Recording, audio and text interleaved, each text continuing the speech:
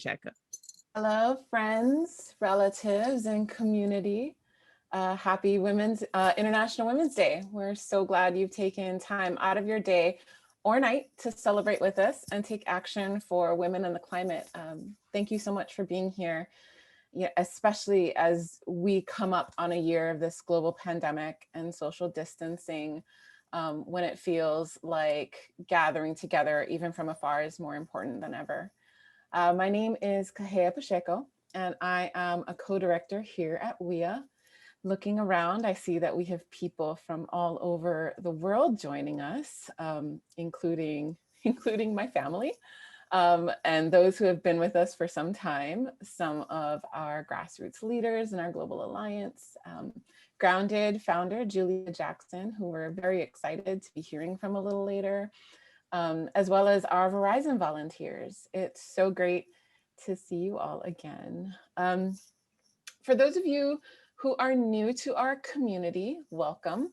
A little background on us. Women's Earth Alliance is a 15-year global initiative that trains, resources, and catalyzes grassroots women's environmental networks to protect our environment and build a healthy, safe, and just community now and into the future. Since 2006, WEA has worked at the intersection of women's rights and the environment, creating programming, serving grassroots leaders around key environmental themes of climate change, water, agriculture, land protection, and energy. In partnership with both national and global organizations and networks, we co-design capacity building trainings where women leaders access technology, financing, mentorship, and a global alliance. We're turning 15 in 2 weeks, so happy birthday to WEA. And over the last decade and a half of our programs, we're proud to say that more than 6.5 million people in 22 countries have implemented environmental solutions across sub-Saharan Africa, South Asia, the Americas, and Indonesia. And at our heart, we are a global alliance, and we're really excited to have you all with us. That work we've done over the past 15 years, we know that none of it would have been possible without all of you, so thank you. While we're gathering virtually today, we want to acknowledge that our organization is based in what is currently known as Berkeley, California, but what is also known as Huichin, the ancestral and unceded land of the Chochenyo-speaking Ohlone people. And I personally want to thank our Ohlone relatives for allowing us to call this place home. To put it quite simply, we are on stolen land, and we as an organization, as community members, have a responsibility, and one that is 100% aligned with our values as an alliance, to do all that we can to be good guests of this land and its original stewards. At WEA, we do this by naming the ongoing and normalized colonization of Indigenous lands, by speaking the original name of this land, Huichin, by collaborating with local Ohlone leaders like Karina Gold, the spokesperson for the Confederated Villages of Lejeune Ohlone. She's a designer and facilitator in our US Grassroots Accelerator. And through our Shumi Land Tax, which supports our colleagues at the Sigorte Land Trust as they do the important work of rematriating their lands. So thank you for being part of the shared vision of our alliance, in which our future is not only one that is thriving and sustainable, but just. This International Women's Day event is very, very special. It is part of our ongoing World Weavers Salon series. This ongoing series of events are created to connect you directly with our programs and grassroots leaders. They are designed to be action-oriented, so not only will you hear inspiring stories from women around the world and learn about the issues they're facing and women-led solutions on the ground, but also how you can be a part of that solution. Today, as part of our International Women's Day celebration, we will ask each of you to pledge to plant a tree and to document it, but we'll share a little bit more on that later. Over the next hour, you'll learn more about WEA's COVID and Climate Relief, Recovery, and Resilience program, which we launched last year, and through which leaders are distributing emergency supplies, securing vulnerable women's immediate health and safety needs, and creating long-term community resilience by launching food, water, health, and livelihood solutions. While this program is being implemented across Kenya, Uganda, Tanzania, Congo, Nigeria, and Nicaragua. Today, we are going to be sharing more about our Kenya program. And after that, we'll have some time for, we'll head straight into our tree planting session and demonstration. After this call, we'll also be following up with you with an email full of resources so you can jump right into your own tree planting. Does that sound good? Yeah, great. So as we dive in, we had hoped to have our program partners, co-founders of Women in Water and Natural Resources Conservation, Rose Wamalwa and Stella Wanjala, here with us today. But this morning, we found that connectivity in Kenya isn't at its best, but we were prepared for this. So Rose and Stella were fantastic and gracious enough to put together a few brief videos for you, specifically for today, to share more about the work happening on the ground. We've been working with Women in Water and Natural Resources Conservation for the past 10 years, and this most recent work has been such a powerful partnership and a ready response to the compounding crises our world found ourselves in last spring. It's truly amazing to see the impact that's unfolding on the ground. This first video are highlights from the December 2020 COVID and climate training in Kakamega County, which was the first training of our collaboration. So enjoy.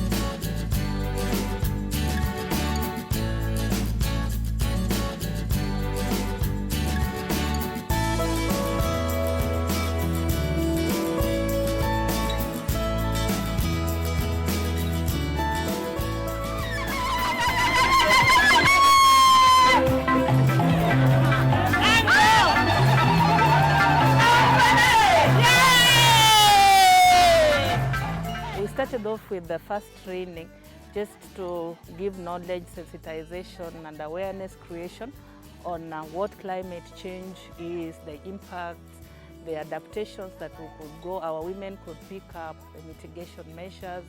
I want to say this was excellently picked up by the women. The trainings have focused mainly on resilience in relation to issues of climate change impacts and how they affect women. And really we have a story to tell about the transformation that has gone on among our women.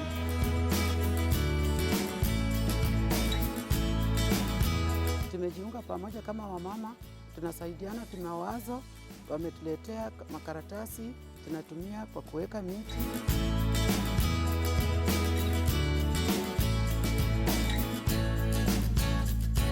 The benefits that the women have got from these trainings, they will tell you they are able to sell their trees that they have been planting and pay fees for their children, provide for food, and therefore actually be able to stand strong even in these times of COVID-19 and climate change mitigation. Wametufunza jinsi ya kupata mbegu kama ya mboga, nayo tena pia tunapanda kwa mapoma zetu. Tukiuza, tukipata mapato kama ya sabuni, hata wengine tunapelekea watoto shule. Tangu wakuje, magonjwa imepunguka kwa ajili tunaosha mikono. Hata wametuletea hata mask tunafunga kwa midomo. Wametuletea sabuni tunaosha nayo mikono. Wamama wamejifunza vile na wanaweza tumia sabuni hatukuwa nayo. Sasa hivi wanatuletea material ya sabuni. Tunaenda, tunakoroka kufukuza magonjwa ya COVID-19.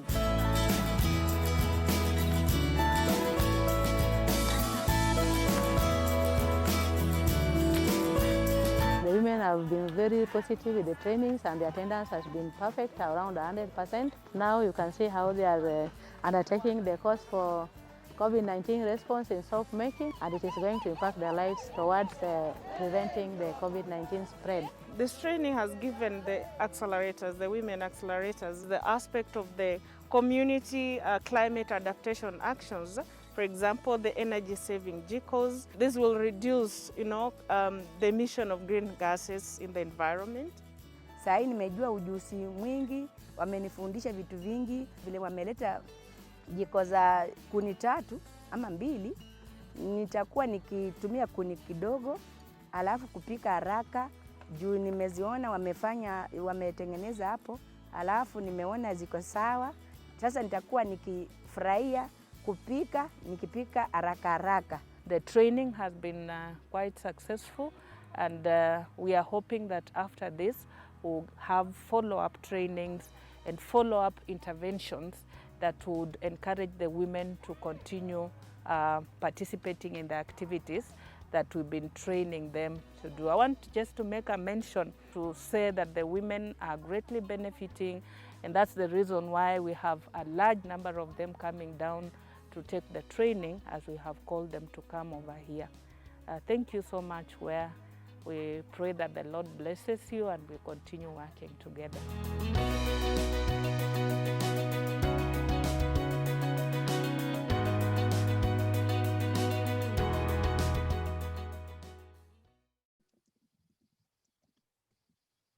Awesome. Thank you so much. I did see a question from Ivory in the chat. Can you please share what country this initiative is located in? So our COVID and climate resiliency work takes place in Kenya, Uganda, Tanzania, the Congo, Nigeria, and Nicaragua. Today, we're really focusing the work that's focusing on, the work that's happening in Kenya. So that video was a glimpse into our December 2020 training as part of this COVID and climate resiliency work and that was Kakamega County, Kenya. And, here at WEA, we understand the urgency and need that wraps around crises. And we also work to find opportunities for deepening our community care in those moments. In our COVID and climate resilience program, Rose and Stella responded to this moment by really expanding our existing work together. And we're seeing kind of the ripple out of that work through their partnership. And a great example of this is the training they hosted just last week. So during our December training, a leader at the training approached Rose and Stella and expressed, the need for the kind of work and training that was happening in December, the need for that in her specific community, which is the Maasai community. So last week, Rose and Stella hosted our second training for the program, this time in the Maasai community. And we would love to show you what that work looked like now with another brief video.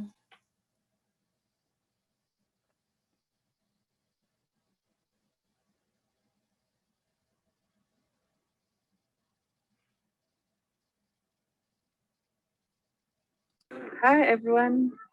Thank you so much for this afternoon. Hello, this is Stella Wanjala from Kenya, Women in Water Natural Resource Conservation. I'm Rose Wamalwa from Kenya.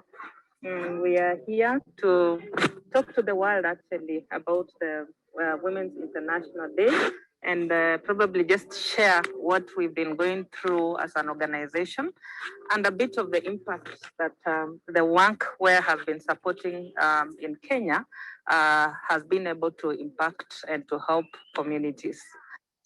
This community is very unique because the women have had different challenges. Women, most of them have not gone to school, and they have the burden of taking care of the families. They take care of the cows, they take care of every activity in the community. So that makes them not to have that platform to raise their voices on what is happening. That is culture, traditions, and gender, in as far as women participation in community development is concerned. And looking at most of the communities in our country, Rosa, I'm sure you'll agree with me, culture and traditions have really pushed down on the women such that they are not able to participate well. And probably that's the reason why you're saying you saw what was happening and decided that you would come in with an intervention.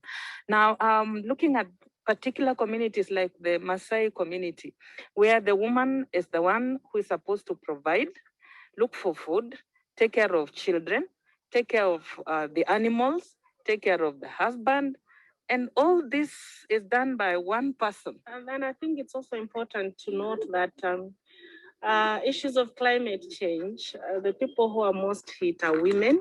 And looking at our background, Stella, I don't know about you, but me, I grew up in a rural setting. And so I was able to see and also experience the challenges that women were going through, especially my mom, you know, carrying water on the head, walking for kilometers to look for firewood. And I thought probably if I grow up, I'll want to make a difference in my community. And that gave me the passion to be part of this WEA team.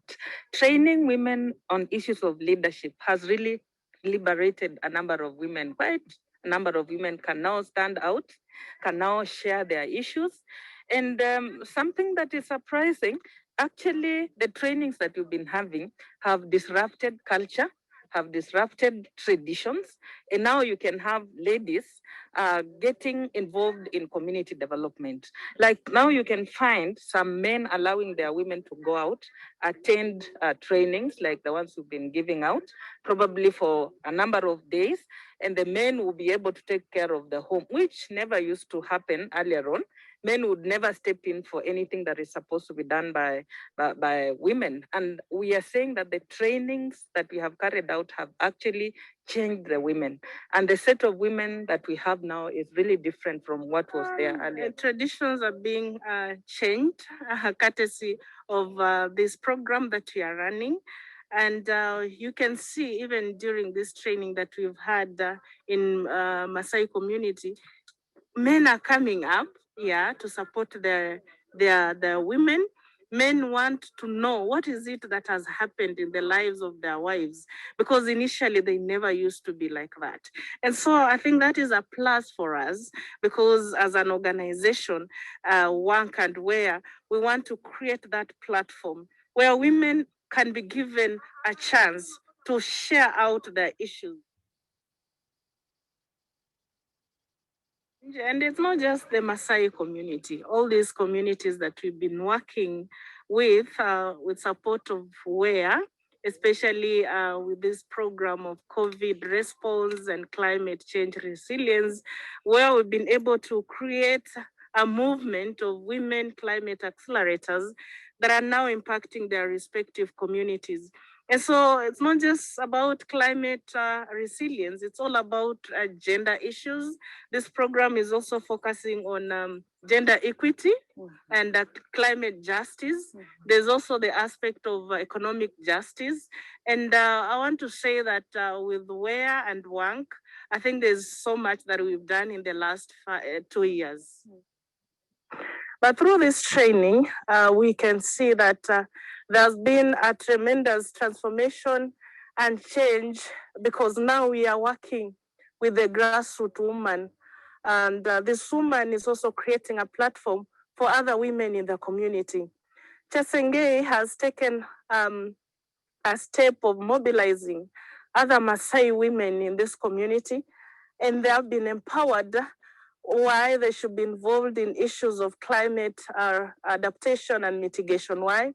Because women are the ones that face the challenges of climate change. If you talk about floods, then it is the woman who faces these challenges. Last time we had a very serious flood in this community, and the houses were demolished. The cows were killed. And so the women took over the challenge of addressing this challenge, actually, to make sure that they're able to be enlightened, they're able to be trained on how they can address these challenges. We also have had drought in this Mara community. We've had quite a number of challenges like food security. And so the heart of conservation is actually taken care of women, especially in Africa, because women they are the ones who access water. Women are the ones who access firewood. Women are the ones who access food, and they have to make sure that their families are well taken care of. And with the support of WEA, this is what has happened. We have seen women empowered in the area of climate justice, in the area of economic justice, in the area of gender equity, especially in this community. Even yesterday, we were able to see that they had to come late for the training because they had to take care of the animals. They had to milk. They had to take the milk to the market. They had to make sure that the children have food before they come. And lucky enough, even the men were there. So we are discussing with the men and the women to see how best we can address this. So I'm saying that for this community, this is the beginning. And with the support of WEA, we want to make sure that a Maasai woman is empowered, that a Maasai woman is able to take care of conservation and even climate change. We also want to make sure that women are not just beneficiaries, but they have the solutions to address climate change impacts like floods, like drought. And now from the action plans that even we are seeing, they have come up with a program, what they want to do. They want to establish tree nurseries. They want to plant trees. They want to install energy-saving jikos. They want to install rainwater harvesting tanks. And these are all climate change adaptation measures at community level. The WEA program has enabled 30 accelerators, women accelerators in different communities in Kenya. And these women have put up about over 100 tree nurseries in different communities. They've planted over 40,000 trees. And I think to us that is a plus. And we hope that as we continue with these community trainings, we'll be able to do much. And really as WANC, we want to embrace the new normal that has come after COVID-19. And as we move into the post-COVID-19 phase, we are really proud of our women, and we want to say that really there is no separation between responses to COVID-19 and climate change resilience. And this was really made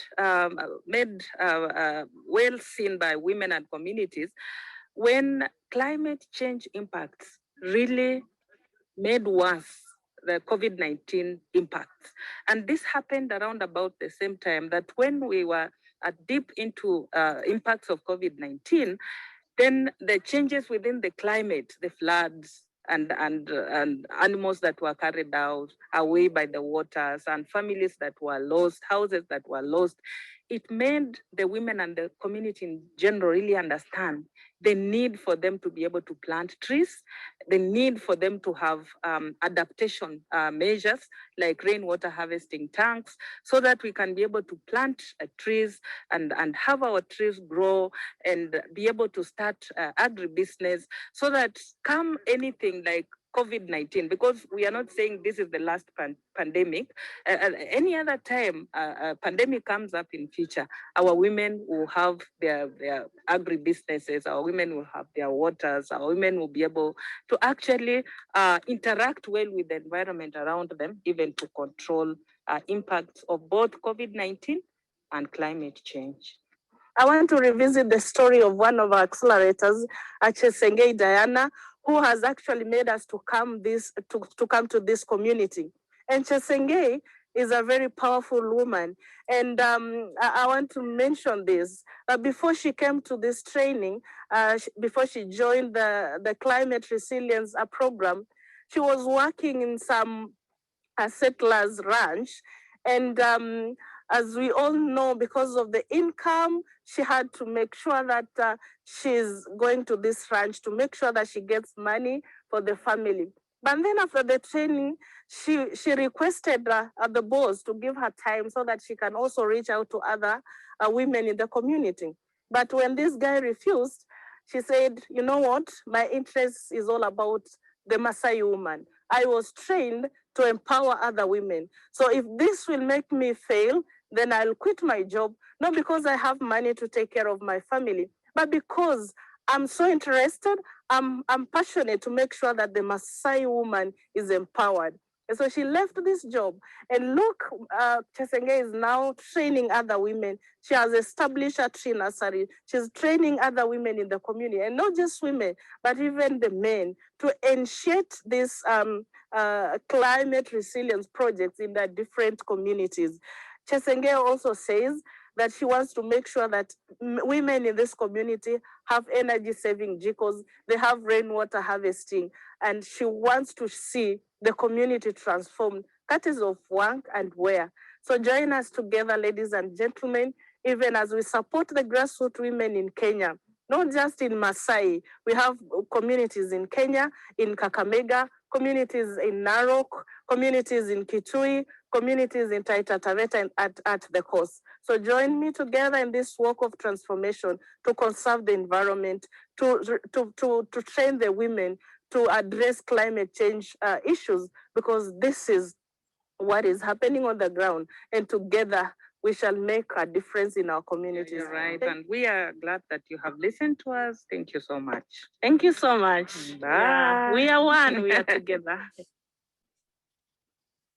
Oh my gosh, I love hearing from Rose and Stella, and we are just so grateful for their partnership and their guidance of this incredible and timely work. Their leadership throughout the years has been such a key ingredient to the impact we're able to have, and we're honored to collaborate with them and to be able to celebrate them and the work of grassroots women on days like today.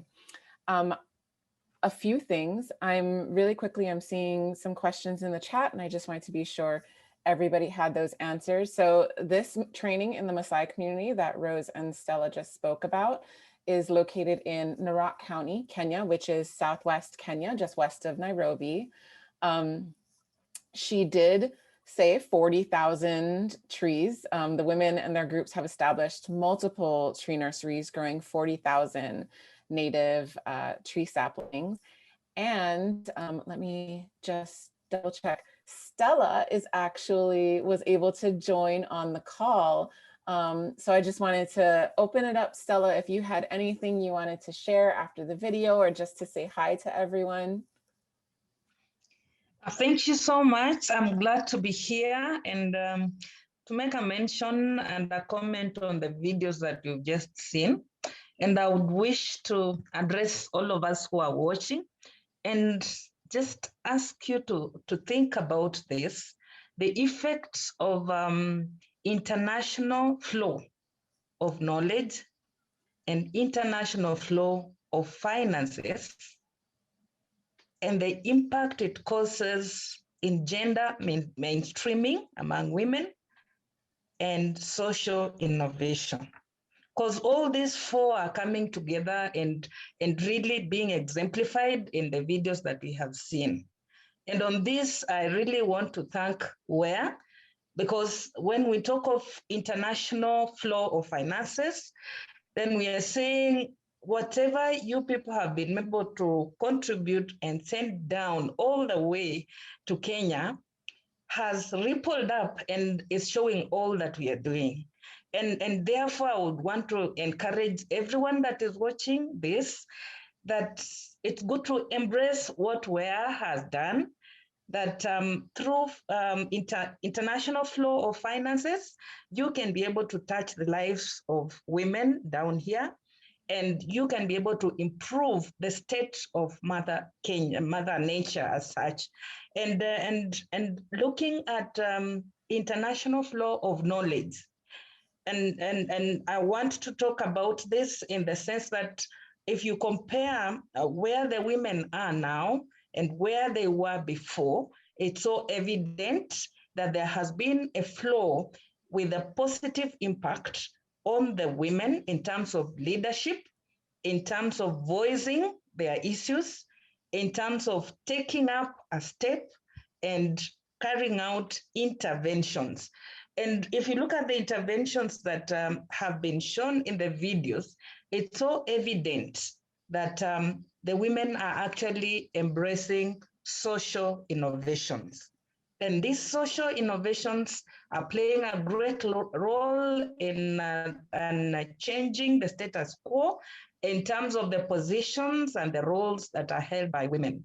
And you can see an innovation like soap making, which women have learned through the international transformation of both knowledge and finances, to change the women who, like the Maasai women who had no say, who would not meet, who would not lead, into women that can make their soap and sell and produce products that can be acceptable in the community and put money in their pockets and put food on their tables. So we are really talking about these four items: international flow of knowledge, international flow of finances. We are talking about social innovation, and we are talking about gender mainstreaming. Thank you. Thank you so much, Stella. I'm seeing some clapping, definitely clapping for that. I see a question in the chat that I wanted to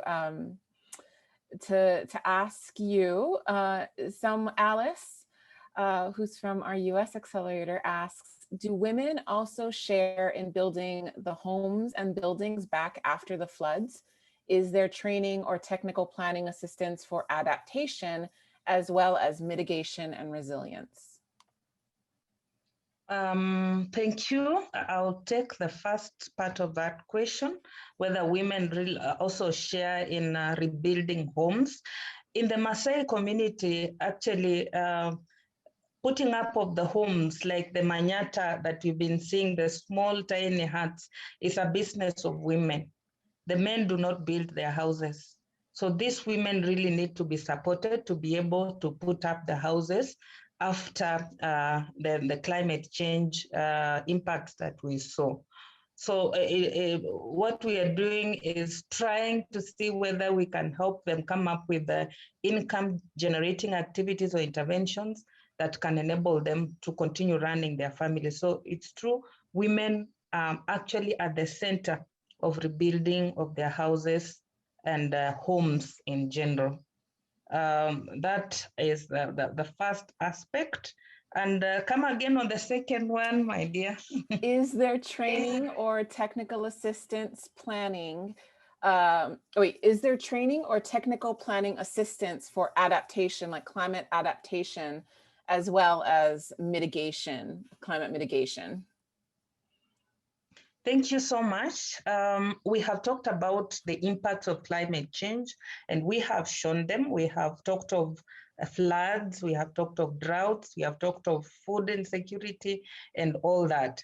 And I want to say that the further that you've come and the interventions that we have been able to talk about, it's really WEA's initiative. They have been able to support financially and enable WWANC to be able to come up with interventions in mitigation.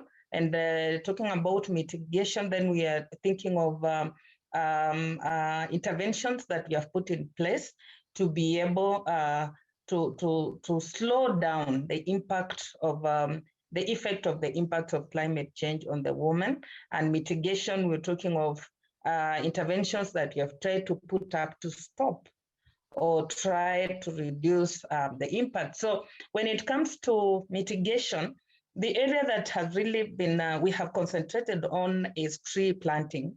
We have taught the women on how to do their tree nurseries, how to plant, how to transplant and put in the pots, and how to finally plant in their farms. And of course, management of the tree until you get a tree that is standing. So that is going on for mitigation. And then for adaptation, there are a number of interventions that I can talk of, including providing or training the women in water systems that can be able to help them achieve rainwater harvesting capacity. So we come up with systems for rainwater harvesting. Like in the Narok scenario, they just ended training. We were able to provide the women the group that we visited, we provided them with a tank that is going to enable them to be able to harvest the rainwater. So this then can be used in watering the nursery beds, the seedlings within the nursery, the plants that have already been transplanted, and even the general management of the trees as they grow. But this can also be used in irrigation in their garden, the kitchen gardens that the ladies have. So you find them being able to raise vegetables and short season crops that they can be able to sell. So that is a good example of adaptation. And also to mention, we are training them on coming up or being able to embrace the use of the energy saving vehicles. And just in the recently ended training, we were able to put up and to train the women on how to use the energy saving vehicles. We are actually hoping, if you look at the action plans that they put up, like Rose said, they have actually requested that it would be prudent if each one of them would be able to get an energy saving vehicle, because this then is going to reduce on emission of carbon dioxide into the atmosphere. It is also going to reduce on the amount of wood that is cut down to form wood fuel that they are using. And because our aim is really climate justice, we feel this will be a very good intervention in terms of mitigation and adaptation to climate change. Then, of course, we have the COVID one, soap making. And apart from being an intervention in responding to COVID-19, this is an income generating activity which the women are really excited about, together with their husbands and their families in general, because then they can be able to make the soap and sell out to schools, colleges, and make some money that they can use even in running their homes and rebuilding their houses and homes. Thank you. Thank you so much, Stella, and thank you for sticking with us and continuing to try to jump on this evening for you. We're going to keep going because I definitely want to get to your tree planting section. So now we're going to transition to the tree planting workshop portion of our call, because you know, it's really all about joining together with our colleagues and with Alliance leaders in Kenya and around the world and taking action for women and climate. And for that, I am going to turn it over to WEA's Programs Coordinator, Tarita, to start us off. Hi, everyone. I'm so excited to see you on this call. So today we are inviting you to join us in pledging to grow trees this International Women's Day. And before we show you the tree planting demonstration, we wanted to ground you in some information about why are we planting trees. And of course, like Kahea mentioned, we'll be sharing all of this information in an email as well. So while this is a tree planting workshop, we prefer to think of it as tree growing. And so what really is tree growing? And if trees are to be an effective climate solution, simply putting a seedling in the ground isn't effective. We need to be nurturing the sapling to maturity so that it can reach its full carbon storage potential. And that's really what tree growing is. There are obviously other considerations in terms of planting the right species, which are ideally local or native to your area and in the right conditions, mainly referring to not having monoculture plantations of trees, but rather diversity in that tree growing. So trees can actually be very helpful in storing carbon, and a mature tree can actually store up to 48 pounds of carbon dioxide every year. And studies show that we have the land to plant more than 1 trillion trees globally. So if you think of it as a natural climate solution, it's pretty cost effective, and it has multiple socioeconomic benefits, from improving our air and water quality to providing tangible livelihood and income opportunities to our grassroots women leaders, like you've heard Rose and Stella talk about. And just to give you an example of these real life instances, I wanted to share some of the direct impact that the women in our Kenya trainings are having. More than 9,000 people have been directly engaged in tree planting across Kenya, and the women in the tree plant in our training programs have started over 100 native plant nurseries, which then have grown over 40,000 tree saplings. The women have also started mobilizing over $200 in profits every month for their entire community. So that's on top of the income that they just generate from selling their saplings. This is pure profits. So I really hope that you've been inspired by what you've heard today and that you do join us in growing trees. And now I'd like to introduce you to one of WEA's partners, Julia Jackson, who is the founder of Grounded, which is an organization that identifies and advances scalable climate crisis solutions to ensure a thriving planet.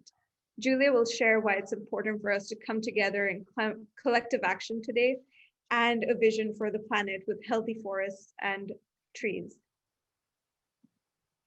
Julia. Thank you guys so much for having me. As you know, we're in a climate crisis, and with every problem, there's always solutions available. I founded grounded.org to amplify solutionists all around the world and the work they're doing. And we don't have any silver bullet solution to reverse the carbon emissions in our atmosphere, but collectively, we need a concert of solutions and solutionists and a network to be able to work as a united front. And back in 2019, in November, 11,000 scientists signed a climate emergency, meaning that the urgency is really present. And trees in particular, we talk a lot about reforestation and deforestation.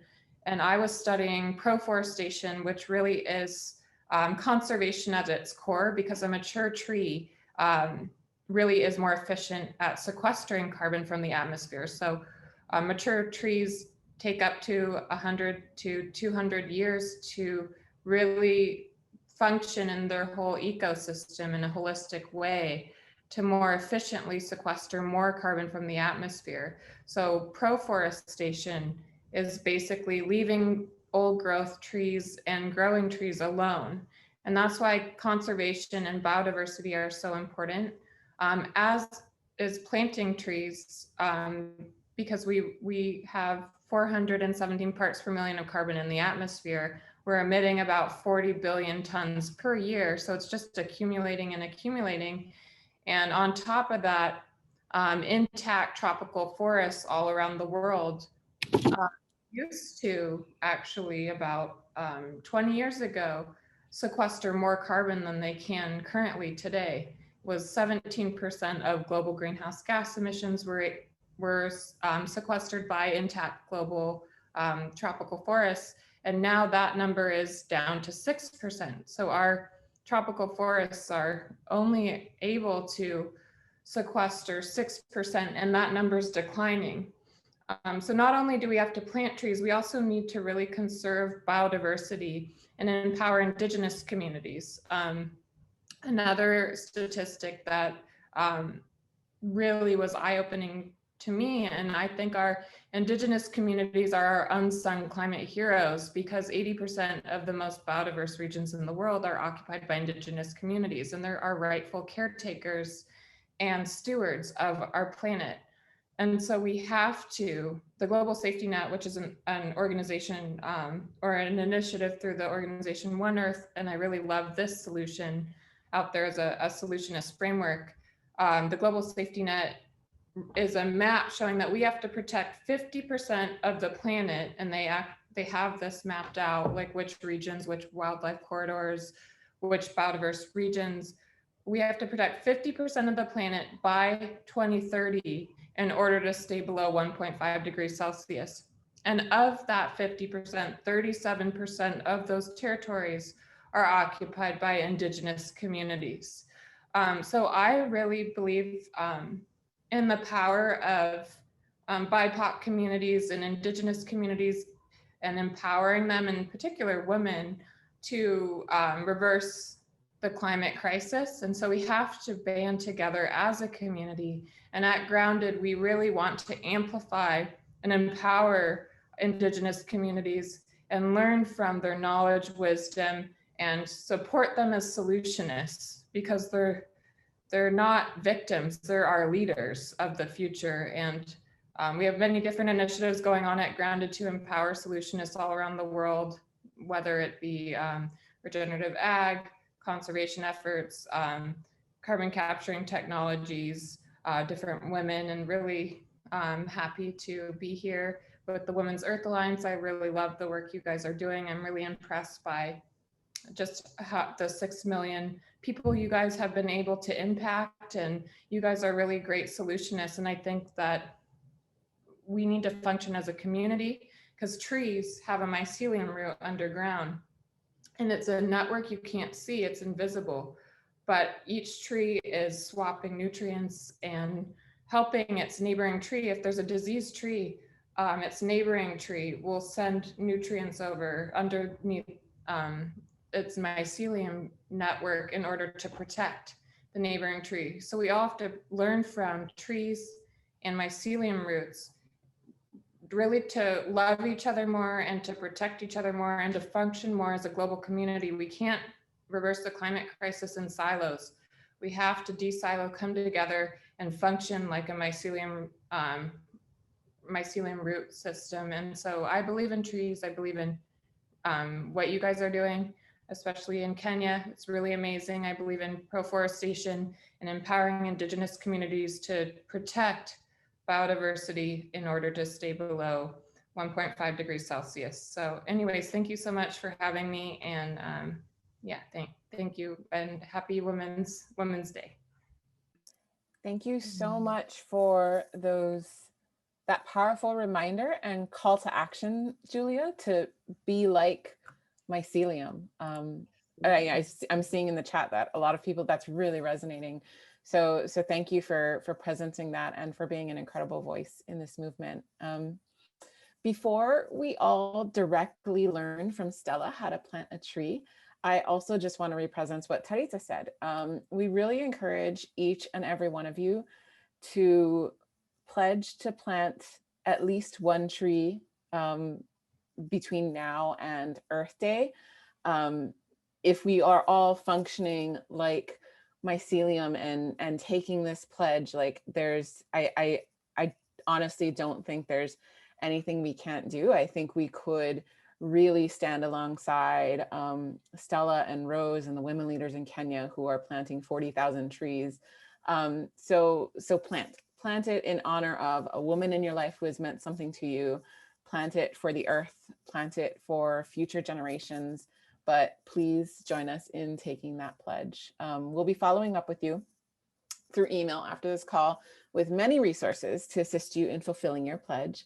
And we encourage you to reply to that email with any follow-up questions, and not to forget to send us images or videos of you and your family in tree planting action. With that said, here is our last video for our call, and it is Stella walking us through the same kind of tree planting demonstration that our grassroots leaders went through in our COVID and climate resilience training. My name is Stella Wanjala, co-founder of WWANC. Today we have an opportunity to be in the Maasai community. We've been here for the last 2 days. This is our final day. We are doing a demonstration on how to plant trees, and we would like to use this to speak to the people who are celebrating the World International Women's Day, and so that we all move together in trying to ensure we plant trees wherever we come from. We'll go through a short demonstration on tree planting, and first of all we look at the seedling that you're picking out from the nursery bed for planting, and it needs to be healthy, standing on a relatively large enough pot or socket, and growing straight up with the apical bud still in place. So this is a good example for a nice seedling that we can use. Next thing is look at the hole that you're going to use for planting. and our hole should be at least 2 feet deep. And the way it is dug is such that we remove the topsoil, put it aside, then we continue digging out the subsoil. And the reason is because the topsoil has a lot of nutrients, and that's what we want to use to put back and ensure that our plant is using the nutrients even to grow. So we put the topsoil aside, like Chesenge is doing. Then we mix the topsoil and manure. This is organic manure, which we prefer. Given that we're talking about climate change mitigation, we try to avoid the use of inorganic fertilizers. So we mix that up in a ratio of 1 to 1. That would do. And then after that, we make the hole. Chesenge, you can put back some of the soil. Yeah, yes, yeah, good. Just put back, put the soil. Yeah, I think that's okay, isn't it? So then we will remove the plastic paper that is used to hold the soil nicely, yeah, like she's doing. Pushing it together ensures that it gets separated from the soil so the roots can be retained, and just make sure our roots are intact. Yeah, the roots should be intact so that then the plant can be able to take root well. So once we are sure about that our roots are okay, then we come and put it into our hole. Thank you, Chesenge. So you straight. Then we put back our soil while we press around it so that it gets firm and well held into the ground. Yeah, so we put that, yeah. And normally if it's during the rain season, you may not have to leave space for water. But if it's during dry season, then we leave slightly some space, part of the hole, so that if it rains, then the water can collect there. So it depends on when you are planting, but I think that will be okay, Chesenge. We can leave it at that. Then after that, we mulch. We put mulch all around it so that we avoid evaporation, loss of water through evaporation. So we have it there. And then we water the plant over the mulch that we have put so that the water does not hit the soil directly. Yes, that is it. So once that is done, then we want to do protection of this seedling or the tree that we have now planted. So we put pieces of wood. For us, that's what we do here. In other places, they would use metallic rods, but we use the pieces of wood that we can easily get. So we put them in such a way that we avoid animals like the goats, the sheep, even chicken from coming around and destroying or pulling out our plant. So, yeah. You can put another one here.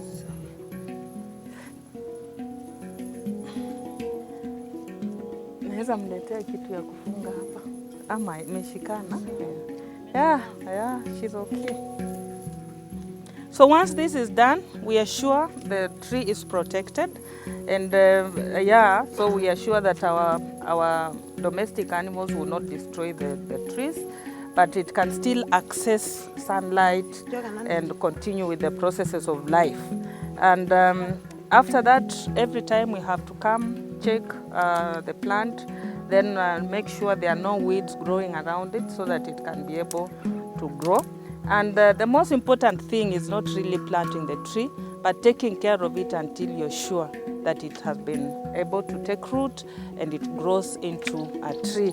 And normally we would give it a name, probably a name that you love, so that it compels you, pulls you towards the tree every now and then. You can come over and see how your tree is doing. And this is really good because when children plant trees, even at home, the tree causes them to come back. Even if they are working far off, they would love to come and see how their tree is doing based on the name they gave the tree. And I think that will help us to ensure that our tree grows. And that is it. Thank you so much. Incredible. Thank you so much, Stella, for pulling that together. I think I'm seeing in the chat, and I think we all kind of felt very moved by the idea of naming the tree. And I think that's something that we can, you know, as we all take this pledge between now and Earth Day in April to plant a tree, let's think about who we want to name this tree for. Let's think about engaging our children and having them plant a tree as well. So thank you for walking us through these steps, and the reminder that it's not just the 6 minutes it takes to plant the tree, but it's the caring for the tree too. It's the growing the tree. That's a key component. So thank you. And thank you, Julia, for your words once again. Thank you, Tarita, and thank you all of you for joining us today. It's really powerful to see us all coming together like this on this very special day. And while we're just about coming to the close of today's call, we want to be respectful of everybody's time, but we want to be sure that you know that this isn't a stopping point, it's a beginning. And there are many, many ways to weave yourself deeper and stay plugged into this alliance and our work moving forward.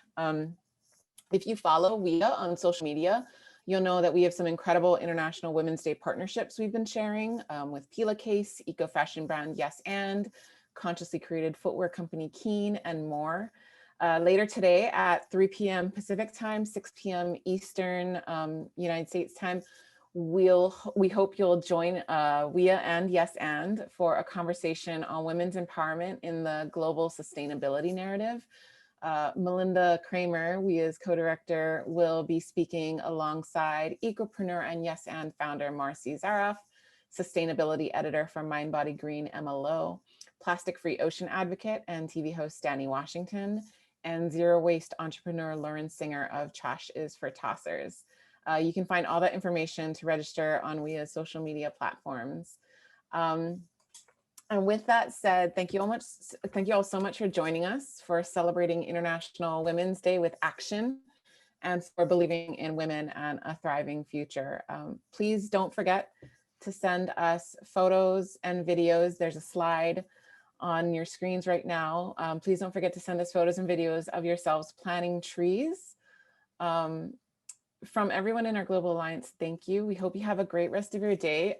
For 1 second, I would love if we could all just, maybe Tarita, if we could quickly unmute everyone and we could all just say goodbye so that we know we're here together and we're taking this pledge together. So maybe we can go ahead and do that. You're all unmuted. Thank you. Bye. Thank you very much. Thank you. Thank you. Thank you. Thank you for the Musa nimevumilia sana, Musa nimevumilia sana, kupigwa kama mimi punda, na sura yangu imeharibika, na ngumi zako za kila siku Musa.